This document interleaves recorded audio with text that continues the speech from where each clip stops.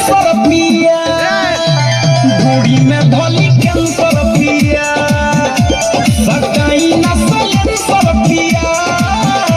घोड़ी में धोली कैंसर पिया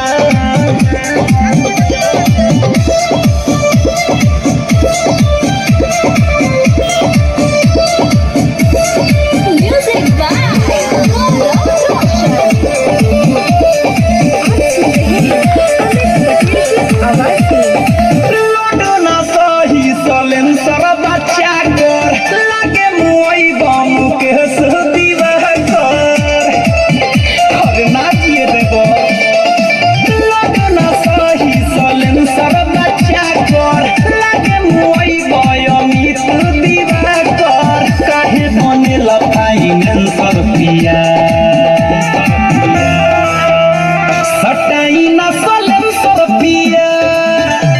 घोड़ी में धोली कैंसर पिया सटाई ना सेंसर पिया